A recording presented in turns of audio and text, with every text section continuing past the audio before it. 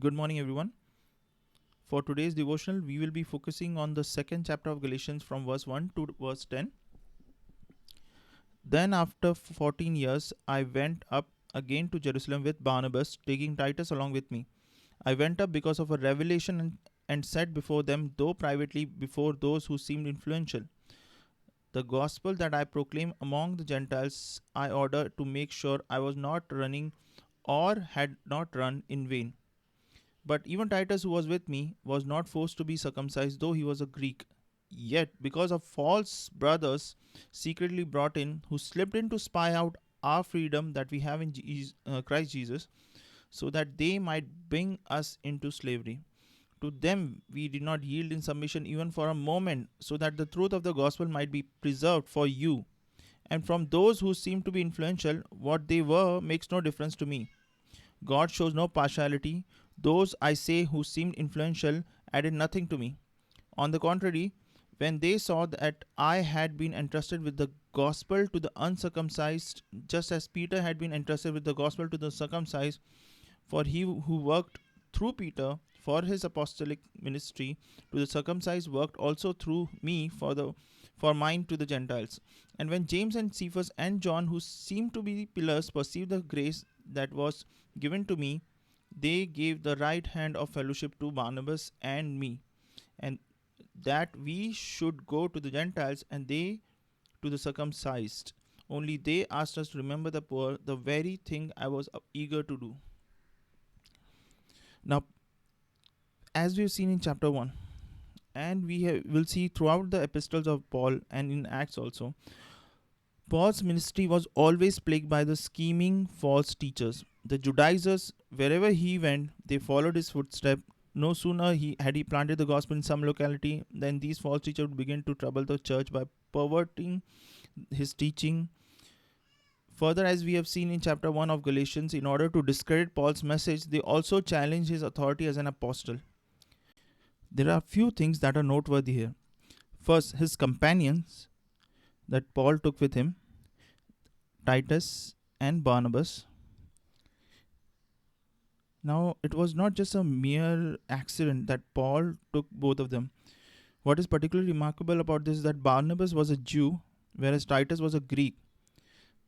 That is, Titus was an uncircumcised Gentile, himself a product of the very Gentile mission which was then in dispute and which the Judaizers were challenging.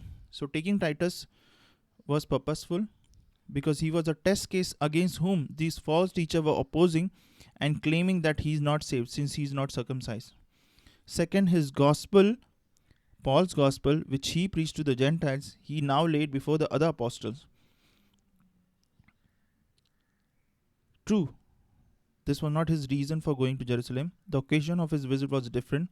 He went up by revelation, he says in verse 2. But he did go there. And although it was most likely the revelation that was given to Agabus in Acts chapter 11 verse 27 to 30, but he did go there to do some consultation regarding this matter. And although it was not an official conference or a synod in like Acts 15,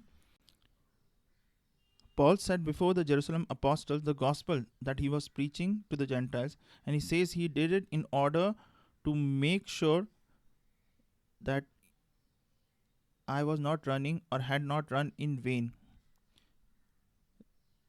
It was not because of any personal doubt that he had, because if you see in Galatians 1, he had no question over his authority because it was divine, it was given by revelation. So he did not had any personal doubts, but his concern was that his ministry should not be rendered fruitless because of this influence of these Judaizers. So in order to overthrow their influence, not to strengthen his own conviction, because he has been preaching the gospel for 14 years. If he had any doubt, he would have not preached. He went there, he had this consultation to stop this influence of this false teachers who were using the names of these apostles in order to put doubts in the mind of these people.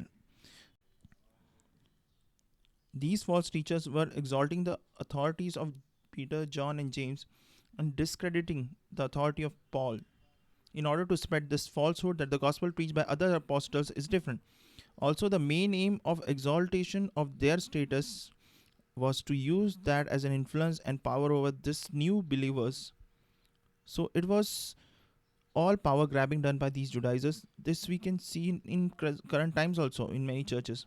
Certain people come close to the pastors or elders, not because they have love or they want to learn more, but out of greed for influence over the congregation, to assert on the congregation power in pastor's name. So Paul rejects these false teachers in front of other apostles, as you can see in verse 5. To them we did not yield in submission even for a moment, he says. Not for a moment also. So why? In order to preserve the gospel, truth of the gospel for you. And Paul doesn't yield and nor gets Titus circumcised. And not only him, but when he consulted these people, they also did not ask, but that Titus be circumcised, even though he was a Greek. So here Paul is telling that although I was with them, I was with the other apostles whose name these people take, and on whose authority they claim that Paul is teaching some other gospel, and that anybody who believes should be circumcised. But then when I was with the same apostles, they did not ask Titus to be circumcised. They did not add anything to the gospel. So what he was trying to say is that what the gospel was preached by them is the same gospel preached by me. And he says this in verse 7. On the contrary, when they saw that I had been entrusted with the gospel to the uncircumcised, just as Peter had been entrusted with the gospel to the circumcised, for he who worked through Peter for his apostolic ministry to the circumcised also worked also through me for the mine to the Gentiles. So James, Cephas, that is Peter, John, the pillars, perceived the grace, and they gave the right hand of fellowship to Barnabas and me.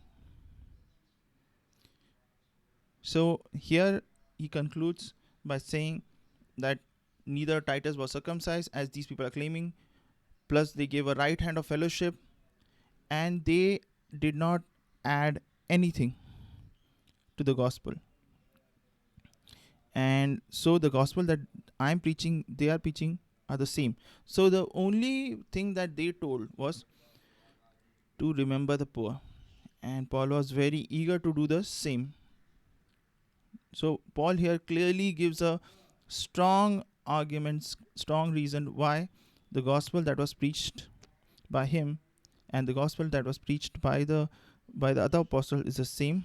So what we take from this passage is that we should remember that gospel is one and unchanging, and let no one bind us with ritual or law. The work that a Christian performs are not an obligation for his salvation, but is a result thereof. God bless you all. Have a wonderful week ahead.